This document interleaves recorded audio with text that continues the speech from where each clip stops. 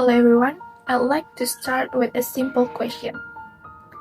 Imagine that a 5-year-old child becomes a victim of sexual abuse. Would you blame the child's clothing? I believe most of us would say no. So if we all agree that a child is not abused because of their clothing, why do some people suddenly blame women's clothing when the victim is an adult? That simple question is the reason why I disagree with a statement that sexual abuse happens because women wear revealing clothes. Sexual abuse is much more complex issue than simply talking about what someone wears. Unfortunately, many people still focus on the victim's clothing instead of the offender action. In psychology, this is known as victim blaming, which means blaming the victim instead of holding the offender responsible. As a result, society often asks, "What was he wearing?" instead of asking, "Why did the offender choose to commit sexual abuse?" In my opinion, that is where the real problem begins. First, let's look at the facts. If revealing clothes were really the main cause of sexual abuse, then children, women who wear modest clothing, and even elderly people should never become victims. But reality tells us a very different story. Sexual abuse happens to people of different age, background, and ways of dressing. According to the World Health Organization, about 1 in 5 women has experienced sexual violence before the age of 18. These facts show the victims come from many different groups.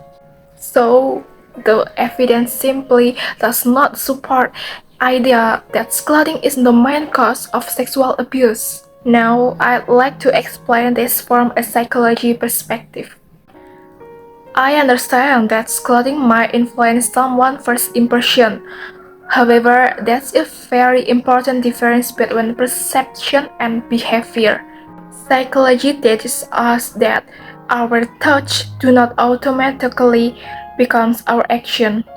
Between perception and behavior, there is self-control, respect for boundaries, and the ability to make responsible decisions.